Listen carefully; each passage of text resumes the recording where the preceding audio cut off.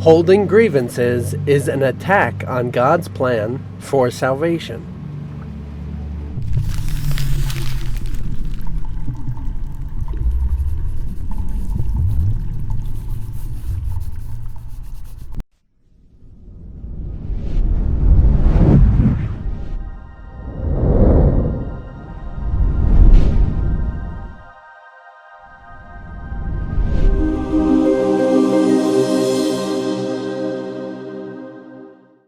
So this whole time you'll be discovering what salvation really is and trying to make sense out of it. So as much as this is about actually trying to converse with God in the sense of revealing to you what salvation is very helpful. Definitely expecting answers is part of it, as if the solution is already there, right? And the salvation had already been achieved. So it's a little tricky because we like to misunderstand everything that's being said. But remember how, just kind of naturally, remember how we talked about grievances and definitions and resentments and upsets and ideas about ourselves are actually keeping us from seeing the world as it actually is?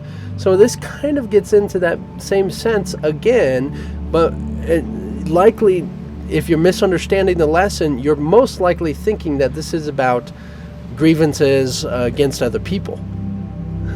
Like, say you're using them as a reason to be upset. That is good. That is right. Yes. First time around, okay to be doing that. But essentially, we want to actually keep recognizing that not only are they revealing what grievances we have, but that the grievances are keeping us from actually recognizing the world as it actually is.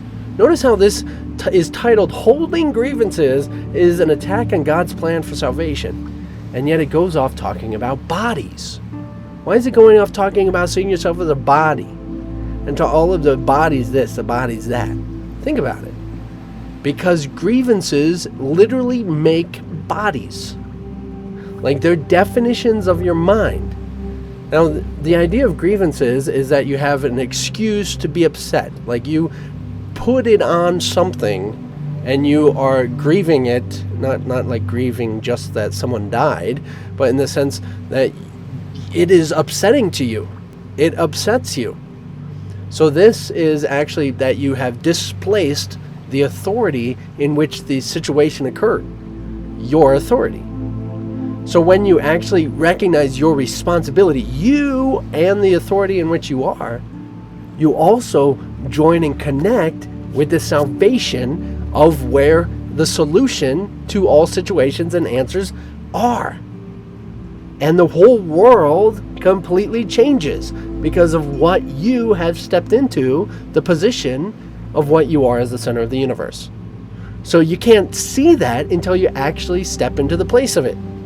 So yes, you seem like it's a crazy idea, this is insane, but the whole experience of, even if you say that, well, no, Jesus is that.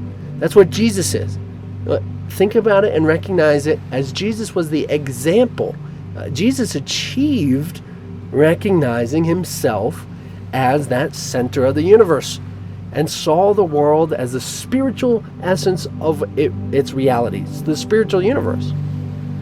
So you want to follow, and what this is about is following the example of Jesus to discover that same experience and same truth. So you have to, in that sense, kind of take that faith, but in the same taking the steps to actually achieve and recognize that reality. Not as if it's somebody else's responsibility, but your own. So you're actually joining with the identity of what identity of referring to what is God. So only God's plan of salvation will work because of what the God is. Like what the totality of authority is, of course that will only work. So as far as the plan is, again, following those steps, you're asking for the steps of what to do, where to go, to discover the truth of your reality, the truth of your authority.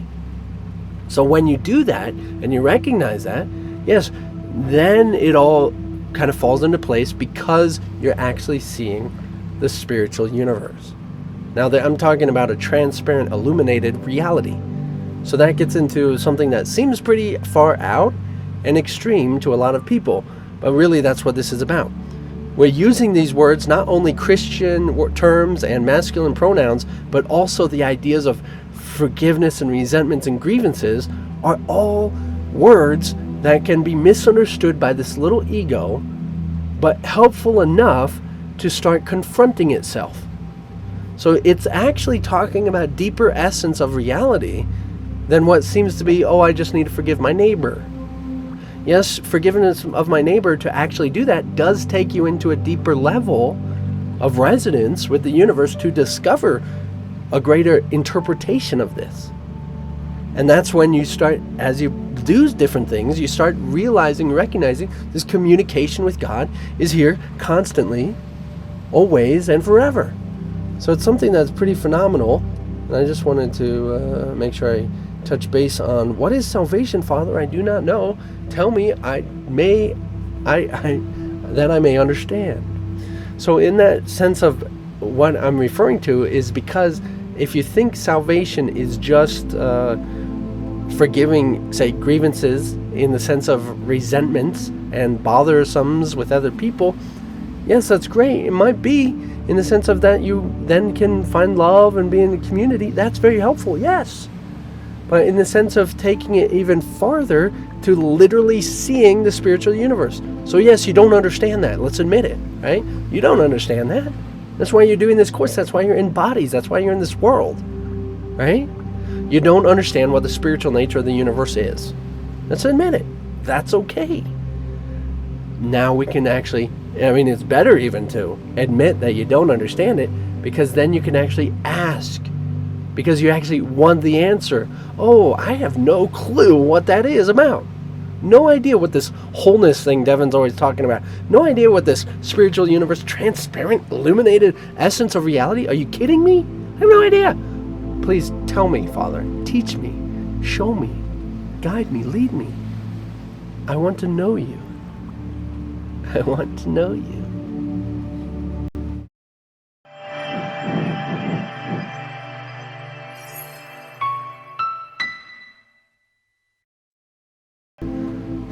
It's kind of been in your life all the time, and you don't always recognize it, and it's kind of, you look past, or you look in the past again as you come to know more of it, and you're like, wow, it's always kind of been there, and it's kind of leading me, but I didn't realize it. I didn't know what it was, and I've been denying it this whole time. I've been kind of pushing it aside. I have all these other goals in life, all these other ideas I want to achieve, all these other things, or these people, or whatever it might be. I'm starting to open my mind to recognizing the call. There's a few lessons ago talking about, at least you're doing the lessons. This shows something. This shows that you're actually willing to learn, right? You're actually willing to discover the truth. That's great, even this far along, right? You're being opened as you are being open.